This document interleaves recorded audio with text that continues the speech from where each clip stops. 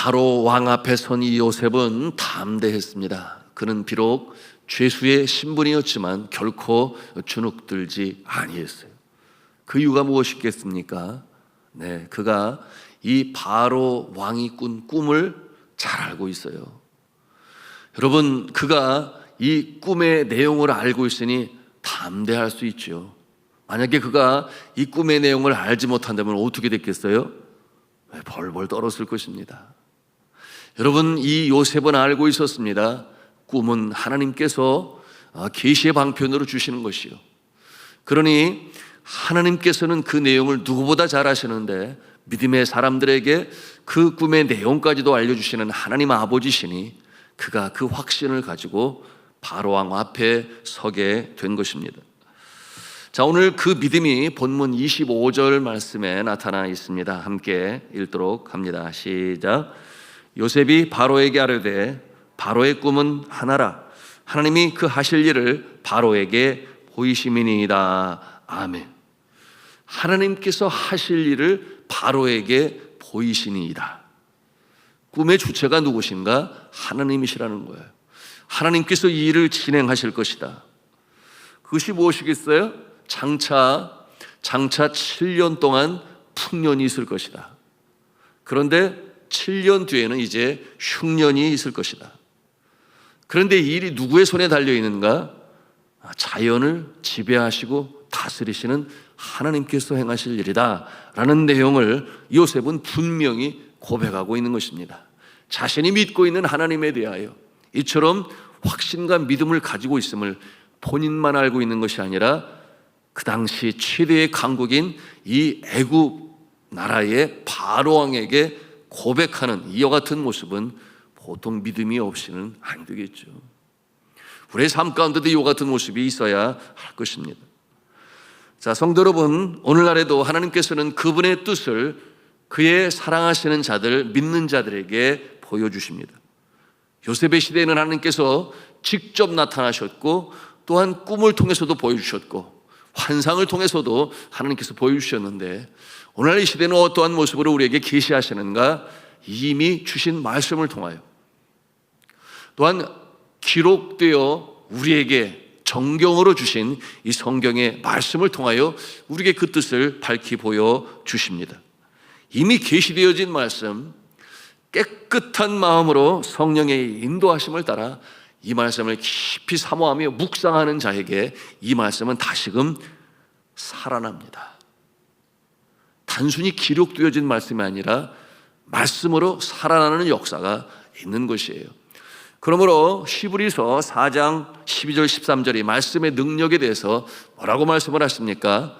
하나님의 말씀은 살아있고 운동력이 있다, 활력이 있다, 좌우의 날선검보다 더 예리하다 그랬어요. 그러므로 혼과 영과 이 육이 관절과 골수를 찔러 쪼개기까지 한다 그랬습니다. 또한 마음의 생각과 뜻을 감찰하시나니, 이어지는 말씀이 참으로 중요한데요, 지으신 것이 그의 앞에 하나도 나타나지 않음이 없고 그랬어요. 지으신 것이 하나도 그의 앞에 나타나지 않은 것이 없고 무엇이 말씀을 통하여 다 나타난다 그 말이죠. 그런가 하면 우리의 결산을 받으실 눈앞에 만물이 벌거벗은 것 같이 나타난다, 그와 같은 말씀으로 말씀을 주시고 계세요. 하나님의 말씀을 통하여 모든 만물이 벌거벗은 것처럼 그렇게 다 드러난다고 했습니다. 자, 그러므로 사랑하는 성도 여러분, 말씀을 사모하시기 바랍니다. 말씀을 통하여 하나님의 뜻을 분별하시기를 바랍니다. 말씀을 통하여 이 세상이 어떻게 어느 방향으로 흘러가고 있는지, 그리고 그 모습은 나의 개인의 역사에 어떠한 역사로 반영되고 있는지 깨달음을 가지시는 축복의 역사가 있기를 주님의 이름으로 축원합니다. 꿈의 해석을 마친 이 요셉은 이제 이 7년의 흉년을 대비하는 이 방책에 대해서 바로 왕에게 아뢰고 있어요. 그것은 뭐냐 하면 풍년이 있는 7년 동안 비축을 하라는 것이죠. 5분의 1을 거두어 비축을 하라. 그것이 다가올 7년 흉년을 대비하는 방책이 될 것이다, 그렇게 조언을 합니다. 그러면 흉년이 와도 나라가 어려움에 처하지 아니하게 될 것입니다. 이와 같은 내용으로 방책을 제시합니다. 여러분, 이처럼 이 꿈의 해석과 더불어 그 7년의 흉년을 대비하는 이 방책을 들은 그들의 그 신하들과 애굽 왕은 감동을 받아요. 그들이 놀랍니다. 37절과 38절 그리고 39절의 내용인데요, 우리 같이 읽도록 합니다. 시작. 바로와 그의 모든 신하가 이 일을 좋게 여긴지라 바로가 그의 신하들에게 이르되 이와 같이 하나님의 영에 감동된 사람을 우리가 어찌 찾을 수 있으리 하고 요셉에게 이르되 하나님이 이 모든 것을 네게 보이셨으니 너와 같이 명철하고 지혜 있는 자가 없도다. 대단한 찬사 아닙니까? 그가 신하들 앞에서 요셉을 이렇게 칭찬하며 그의 명철함에 대하여 감동받은 모습을 나타내 보여주고 있어요. 이 명철하고 지혜 있는 자가 있느냐 이렇게 물어요.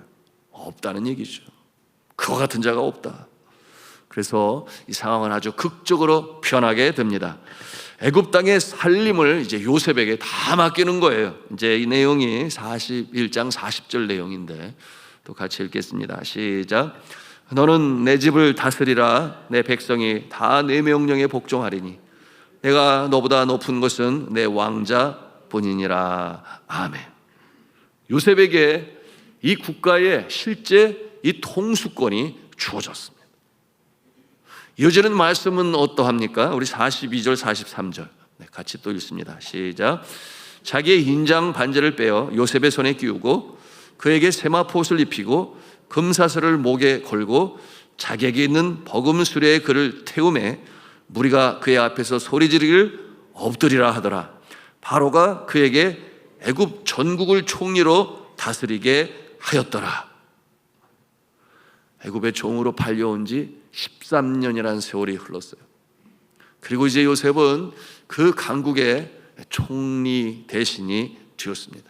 여러분, 13년 길면은 길지만 또한 그의 나이가 이제 30이 되었으니 꼭 그렇게 긴 시간은 아니다라고도 말할 수가 있겠습니다. 이제 약관 30의 나이에 애굽의 총리가 되었으니 앞날이 창창한 요셉의 모습을 우리가 대하는 것입니다. 자, 이처럼 하나님께서 한 개인의 인생을 이끌고 가시는 그 모습을 우리가 봅니다. 이 같은 모습을 보면서 우리는 여러 가지를 생각할 수 있는데, 첫째는 내가 하나님 앞에 얼마나 신실한가, 성실한가, 하나님을 전적으로 의지하며 살아가는가 하는 것 무엇보다도 중요하죠. 그러나 동시에 우리는 볼 수 있어야 하니 하나님께서 왜 이처럼 요셉을 통하여 역사를 이루시는가. 여러분, 결국은 하나님의 영광을 나타나기 위하여, 하나님의 영광을 드러내시기 위하여 일을 진행하고 계세요. 어제도 말씀으로 나누었습니다. 여러분, 이미 하나님의 계획 속에 요셉은 쓰임을 받고 있다 그랬어요. 아브라함에게 나타나셔서 이미 예언하셨습니다. 너희가 이방의 객이 되리라. 400년 동안 객이 되었다가 돌아오게 될 것인데 그때는 중다하고 번성하여 민족이 되어 돌아오게 될 것이다. 거기에 한 방편으로 요셉을 하나님은 사용하시는 거예요. 하나님의 크신 역사를 거스릴 자는 아무도 없습니다. 중요한 것은 그 놀라운 하나님의 역사에 내가 쓰임을 받느냐, 쓰임을 받지 못하느냐, 이것이 중요한 것입니다. 여러분, 이 꿈을 꾸게 하신 분이 누구세요? 하나님이세요. 이 꿈을 해석하게 하신 분이 누구세요? 요셉을 통하여 하나님께서 행하신 것입니다. 여러분, 이 꿈이 이루어지기 위하여 큰 풍년과 큰 대흉년이 와야 되는데 이 일을 또 누가 하십니까? 자연을 통치하시고 제어하시고 다스리시는 하나님이 하시는 일이에요. 여러분, 이처럼 모든 역사의 이 주관자가 하나님이시고 그 가운데 개인을 들어 사용하시는 분도 하나님이시니 여러분, 하나님 앞에 쓰임받으시는 복된 인생이 되시기를 주님의 이름으로 축복합니다. 하나님의 영광을 위하여 하시는 것이죠. 우리 38절에 뭐라고 바로가 외칩니까? 같이 38절을 읽습니다. 시작. 바로가 그의 신하들에게 이르되 이와 같이 하나님의 영에 감동된 사람을 우리가 어찌 찾을 수 있으리요 하고 그리고 39절에 바로왕이 요셉에게 말합니다. 같이 읽습니다. 시작. 요셉에게 이르되 하나님이 이 모든 것을 네게 보이셨으니 너와 같이 명철하고 지혜 있는 자도 없도다. 감동을 받았어요. 자, 성도 여러분, 여러분들이 일터에서, 직장에서, 이웃 가운데 이처럼 믿지 아니하는 사람들 앞에서 하나님의 사람들로 쓰임받기를 간절히 축복합니다. 드러낼 수 있어야 돼요. 요셉과 같이.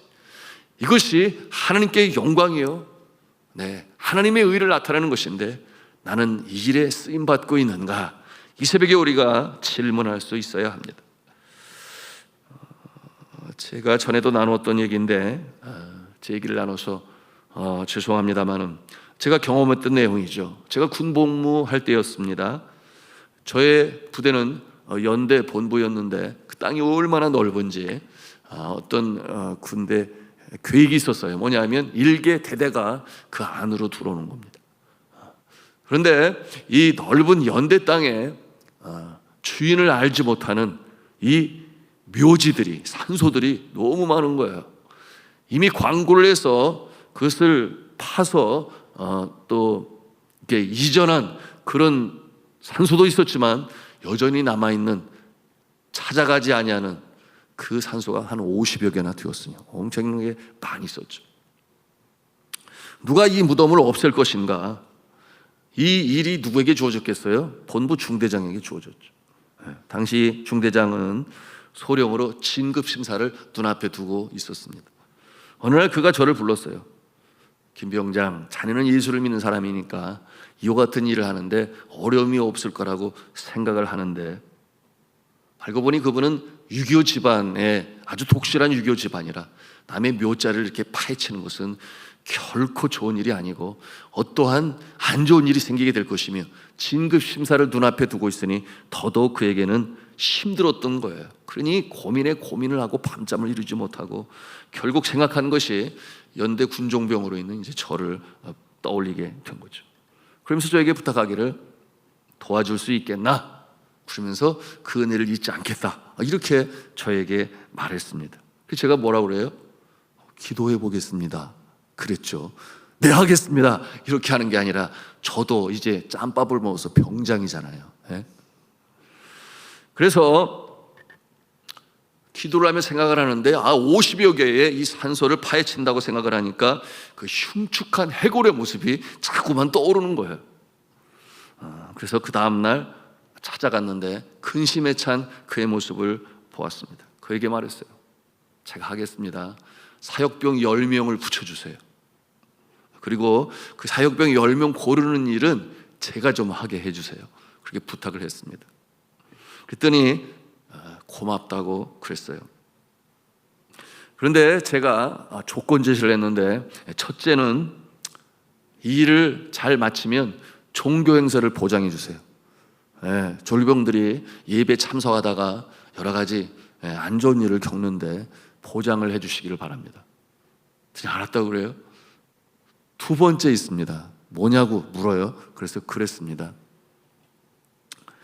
일이 잘 되면 중대장님 교회에 나오세요. 그랬더니 당황해하면서 금방 답을 하지를 않더라고요. 그래서 제가 그랬어요. 예수 믿으라는 말 것까지는 아니고요. 그냥 교회에 나오셔서 기독교 신앙을 가지고 있는 병사들이 힘을 얻고 용기를 얻으니까 좀 교회에 나와주시면 감사하겠습니다. 그랬어요. 어떤 이 중대장님이 말이 없는 거예요. 내친김에 제가 그렇게 얘기를 했습니다. 사실 이와 같은 일 믿는 사람에게는 아무것도 아닙니다. 중대장님도 예수를 믿으시면 이와 같은 일을 얼마든지 해낼 수 있습니다. 이와 같은 내용으로 그에게 전했어요. 그가 끝까지 답을 하지 않더라고요. 무덤을 파헤치는 일이 시작됐어요. 10명의 병사를 뽑았는데 주로 예수 믿는 병사들을 제가 택했죠. 왜냐하면 이와 같은 일로 나중에 무슨 불만의 소리가 나오거나 꿈자리가 뒤숭숭하다거나 뭐 이런 얘기하면 좋을 게 뭐가 있겠어요. 그러면서 마지막 한 명은 전도를 하고 있는 대상자, 새로 들어온 신병인데 그를 뽑아서 같이 일을 하게 되었습니다. 그랬더니 이 병사가 그 무덤을 파헤칠 때마다 다양한 모습이 나타나잖아요. 어떤 뭐 석관도 나타나기도 하고, 그런가 하면은 세상에 머리카락이 하나도 썩지 않고 그대로 있는 그런 모습이니까, 머리가 기니까 그것이 더 보기가 좀 그렇더라고요. 거기다가 또 여름철이었으니까 비가 부슬부슬 내리는데 쉽지 않으니까 이 병사가 도무지 안 되겠습니다. 저는 그래도 해야지 끝까지 그랬더니 소주를 사다 달라고 그래가지고 술김에라도 자기가 하면 하겠다고, 이 전도 대상자인데 전도해야 되니까 어떻게 해. 하여튼 마음을 달래서 그 일을 끝까지 잘할 수가 있었어요. 그런데 그러는 사이에 이 중대장은 한 번도 얼씬하지를 않더라고요. 그 자리에 괜히 갔다가 내 진급 심사에 좋을 일은 아무것도 없을 것 같다, 그렇게 생각했는지 모르겠어요. 50개의 무덤이 다 파헤쳐졌고, 그리고 그 창호지라고 하나요? 거기에 뼈 하나를 정성스럽게 다 담아서 넘겨주면 그 마을 사람이 그것을 남한강변에 가서 이렇게 화장을 함으로 그 일들을 이제 성공적으로 잘 마무리하게 되었습니다. 여러분, 임무를 완수하고 나니까 중대장의 그 약속대로 이제 종교 행사가 원활하게 잘 진행되어서 너무 감사했고요. 그러던 어느 날 주일 낮 예배를 드리는데 예배당 문이 열리면서 한 장교가 들어오는 거예요. 그래서 보니까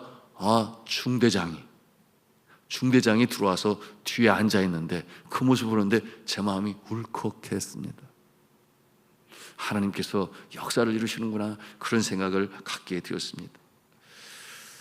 예배를 마치고 저에게 다가온 중대장이 내가 여기 온 이유는, 그러니까 예배를 드리러 온 것이 아니라, 그 말은 빼고 이 김병장에게 포상 휴가를 주려고, 그거 전해주려고 내가 온 거야, 그렇게 말씀하시더라고요. 그래서 제가 저에게 뭐 포상 휴가는 필요 없고요, 종교 행사도 보장해 주시고, 이렇게 또 중대장님이 예배에 나오시니까 더 이상 바랄 것이 없습니다, 제가 그렇게 답을 했는데요. 그런데 감사한 것은 그 이후로 중대장님이 매번 예배에 참석을 하는 거예요. 그리고 얼마 가지 않아서 소령 진급 심사에 합격했다는 그런 소식도 들을 수가 있었습니다. 그 이후로는 신실한 성도가 되었죠. 사랑하는 성도 여러분, 이 애굽왕 바로에게 이 요셉을 세우신 이 하나님은 또한 저와 여러분들을 세우십니다. 이와 같은 확신과 믿음이 있어야 이 새벽에도 기도하지 않겠습니까? 믿지 아니하는 자들 앞에 세우시는 이유는 하나님께서 영광을 받으시기 위하여, 나는 여전히 부족하고 또한 미련하고 참 하나님 앞에 버러지 같은 존재예요. 부지깽이간도 못한 그와 같은 모습이지만, 하나님께서 우리를 사용하시고자 하시면 이와 같은 역사를 이루시는데, 말씀을 드렸어요. 요셉과 같이 신실하게 성실하게 주님을 의지하며 나아가는 자에게 이와 같은 역사가 나타나는 것이죠. 여러분, 하나님께서 영광을 받으시는데 어떤 영광이에요? 이방신들보다, 의지하고 믿는 그 존재들보다 훨씬 더 크시고 광대하시고 능력이 많으신 인간의 생사업에 주가 되시는, 역사의 주관자가 되시는 하나님이시라고 하는 것을 여러분, 우리 믿음의 사람들을 통해서 나타내시고 또한 높임을 받으시는데, 믿지 아니하는 사람들에게까지 높임을 받으시기를 원하시는 하나님이시라는 거예요.